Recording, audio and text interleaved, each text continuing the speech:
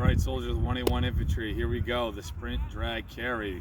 All right, this is an event that a lot of you guys are dreading, but there's no need to. We're gonna break it down piece by piece and let you know how to train for each of these individual pieces of it.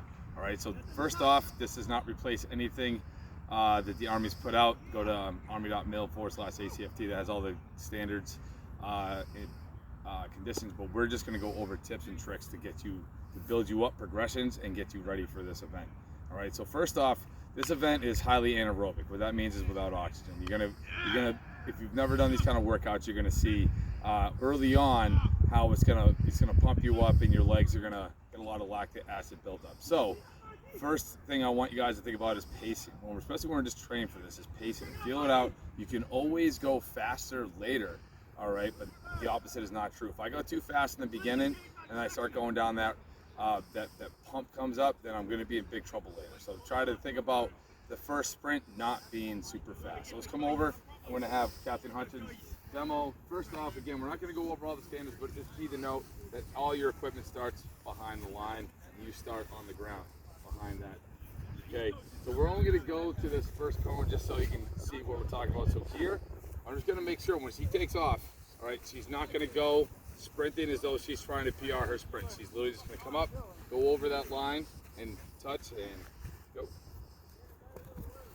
right, and then just touch, and then come back. Obviously, I want you to note this is not even a quarter distance, 25 meters. You got to go all the way down. But again, the grading will be covered more by your master trainers. Okay. Now, the drag. When she's coming back for the drag, a couple things, a couple tips and tricks, things you cannot do, but we'll grab the handles real quick. She comes and grabs the handles. You can grab them by these handles. You can grab on the outside, right here, or you can even grab here, but that's about it. Okay, here you're gonna wanna, if you're a smaller athlete or either way, you're gonna wanna probably lean back a little bit and drive your heels in to move this sled. Notice how she's keeping her arms in nice and tight. We'll go ahead when she goes to spin it. That's a big thing I want you guys to know, how she used the strap, tension under the strap to turn the sled. A lot of people going to have that slack, and then they're going to pull it, and then if these things get twisted or that thing flips over, they're gonna make you go back. All right, so using that and really digging and really focusing on breathing there is gonna be really, really key, okay? Now the side shuffle, you're just gonna face one way or the other. You're just gonna make sure that you're not crossing your feet and you're going down. Whatever way she goes down, she has to go back that way. She touches and then comes back all the way. Okay, now she's gonna go grab these kettlebells. This is where we have a couple different ways you can attack this. But first off, I want to talk about when she goes to pick these up. She can pick them up in that deadlift position we previously talked about, or in kind of a half lunge position. So the half lunge, like she's ready to go. She comes down. All right, she gets as much palm on this as possible. Try not to have the kettlebell hanging from your fingertips. Try to get as much palm on it as you can. And a big thing keeping these things from going anywhere is going to be your lat engagement. All right, a little tip trick: if these are not that heavy for you, you could pull them up to get them out of your legs. But for this, we're gonna have her down and just making sure her lats are engaged. And then she's gonna do a quick walk. I want you to think a quick walk to begin here is gonna be more efficient than if you're trying to run super fast and you're all over the place. So here, we're doing almost like a farmer carry, places them down, and then she'll go into her final sprint, where she's gonna go down one last time, touch, and then come back. Here, this is the portion of the workout where you're probably going to feel that leg pump. You might even fall on your face the first time you do this. So the first time when you're starting out, we're going to start out slow and progress into this. Again, you can always go faster at the end, but if you go too fast in the beginning, once that pump comes in, it's going to be harder to do. Okay, so again, some real quick tips and trips on training for this is going to be a lot of interval work. You're going to want to do a lot of suicides. A lot of suicide sprints, shuttle sprints, where you do 3-point sprints and incorporate that into your training. That's going to build you up to these kind of dynamic, highly anaerobic workouts. Okay, moving things under load. If you don't have a sled, that's okay. We can drag anything. It doesn't matter. Put some straps on it and then you drag it. Just try to use these tips and tricks and then build up to that. We can kind of get you going faster and faster. And again, kettlebells, you can start a little lighter and then build up these kettlebells. All right, she's doing the full length.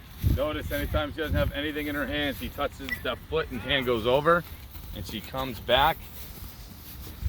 She grabs the handles.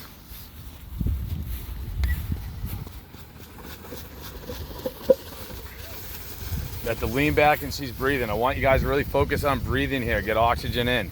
All right, faster is not going to be better. This is efficient here. The equipment must cross the line. I got it. No, you got it, John. Use that strap and then come back. Here, you notice how she's using more of a lean, driving those heels in to try to stay off the quads.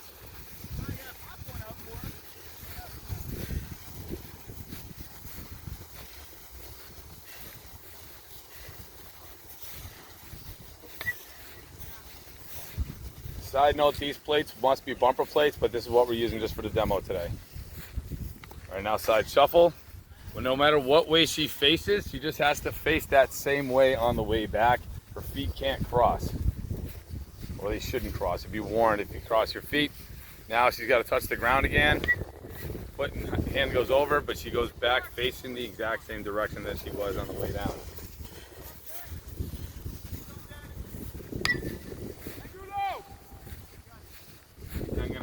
In a good, safe position with her chest pulled up and a nice, good, solid position. Pick up those kettlebells, and now she's going to do a farmer's carry.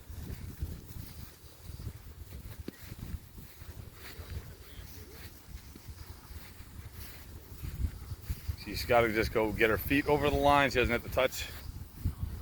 Comes back.